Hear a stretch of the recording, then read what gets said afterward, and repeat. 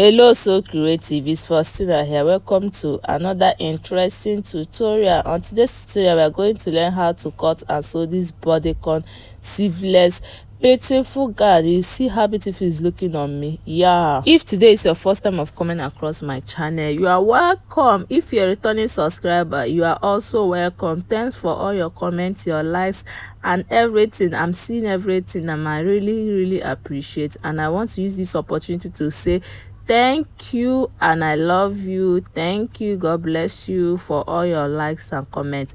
And for my new subscribers, you all are welcome. This is the face behind Faustina Clothing, and if today is your first time of coming across my channel, you'll be seeing more of my faces. And on this channel we post more of sewing tutorials every Thursday and Friday. So grab your popcorn and let's get straight into it. And this is the fabric we'll be working with. It's called line material and it's very stretchy, and we are working with 1.5 yards of fabric and we are cutting directly on the fabric. So I've gone ahead to fold the fabric into 2 using our hip measurement, and I'm went ahead to mark out our starting line. So from this starting line we are going to start inputting all our vertical measurement. We are starting up by inputting our chest line, which is also known as our armhole depth. So how do you get your armhole depth? Your bust divided by 6 plus 1.5 inches plus your shoulder slope of 1 inch, making it in total 2.5 inches. So I went ahead to slope my shoulder by 1 inch and I rule it back to our neck width. And on the chest line I'm going to also input my shoulder divided by 2 and I go ahead to straighten it up to get our armhole line. And I'm going to use our pattern curve to curve our armhole curve like so.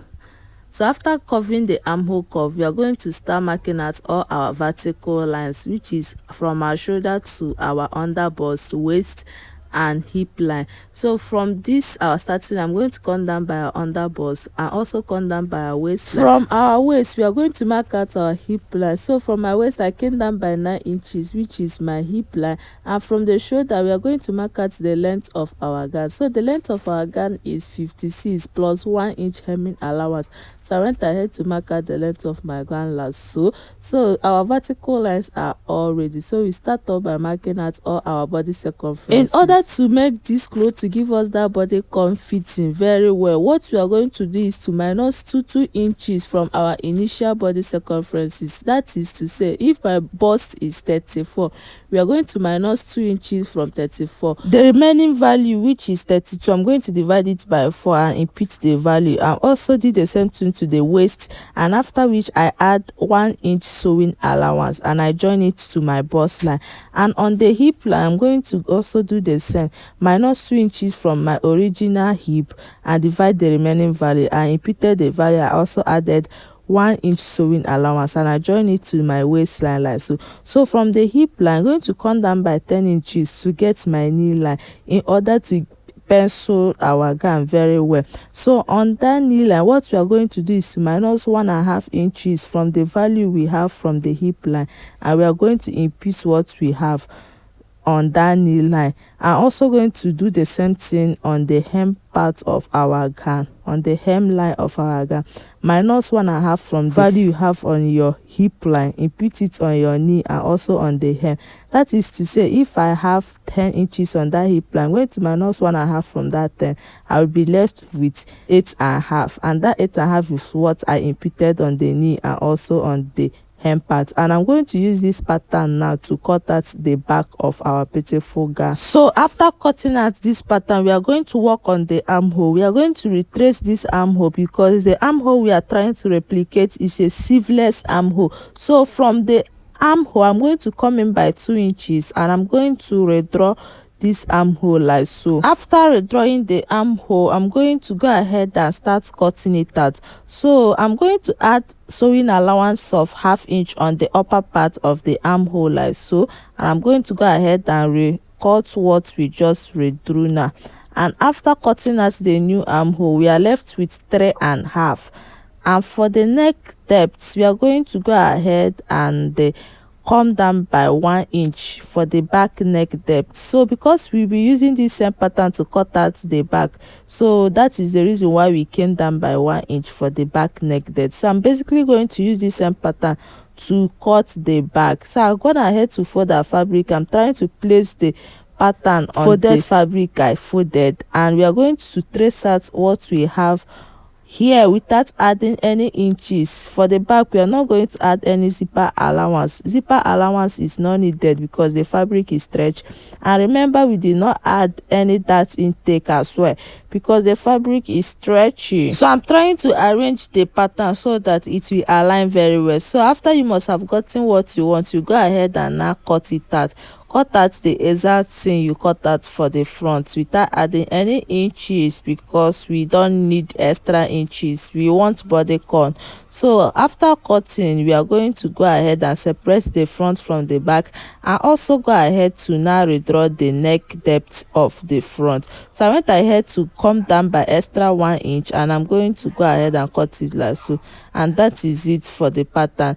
And we are going to start sewing it. But before we sew it, I noticed that the armhole was still much, because if you go ahead to sew that one we cut, it's not going to give us that sleeveless pattern that we are trying to replicate. So I went ahead to minus extra 1.5 from the armhole and give it another deep curve like what you are seeing on the screen now. So that is it. I came in by extra 1.5 inches and give it a deep curve, and that was how I was able to achieve that sleeveless armhole. So I'm going ahead to cut out what we just did now. The first one I did it off camera, and this second one I'm doing it on the camera so that you understand very well what I'm trying to do. So we are left with 2.5 inches for the shoulder, and that is it. We are also going to pipe that armhole. So after cutting, I went ahead to sage all the parts of this particular fabric before I started joining them. So if you don't have sager, you can start joining yours. After joining, you can go ahead and give it to people that sage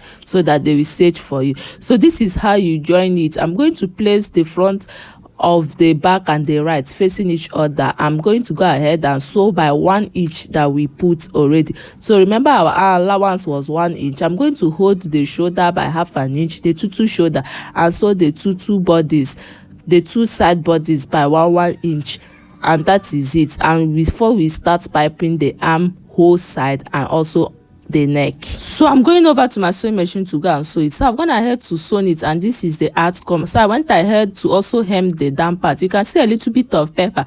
It's because my machine was not able to sew the fabric very well, so I added pepper to give it stability so that my machine will be able to sew it. So should in case your machine is not sewing yours, you can also make use of that pepper. For the piping, we are going to cut a long stripe of fabric like so, 1.5 inch. So I went ahead to cut out 1.5 inches long stripe of fabric from the pieces of fabric that was left, and that is it. That is what we'll be using for the piping. So after cutting it, I went ahead to trim it out and make sure that everything was straight, and in all of them are 1.5. Not that this side will be 2 inches, this side will be 1.5. So I made sure that every part was 1.5, and that is me trimming out all the excesses that I had after cutting out from the bigger fabric. So after cutting out your long stripe of fabric, this is how you're going to start sewing it. From the wrong side of the armhole, I'm going to place the right side of the long stripe like so, very close to the armhole. I'm going to sew 0.25. Please watch closely and see what I'm doing. I'm going to sew on the wrong side first by using that stripe to place the right side of the stripe to meet the wrong side of the armhole.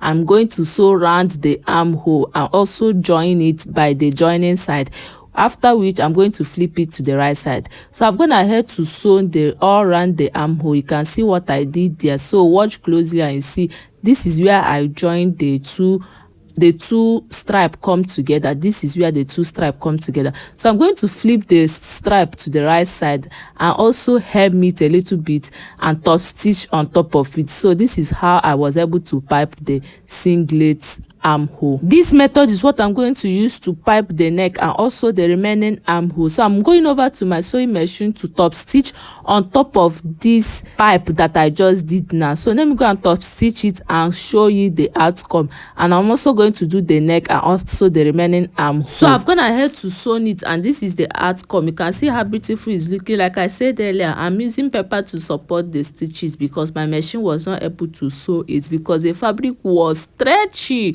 So I'm basically going to repeat the same thing I did to this other armhole, to this other armhole, and also top stitches like I said. And I'm also going to also do the neck part and also come and show you the final outcome. So after using the paper, after sewing it, you start removing the paper small until you remove all. So I've gone ahead to sew all, pipe both the neck and the remaining armhole, and this is the outcome. If I watched this point, thanks for watching. I love you all. See you in my next one. Bye bye. Love you. Mwah.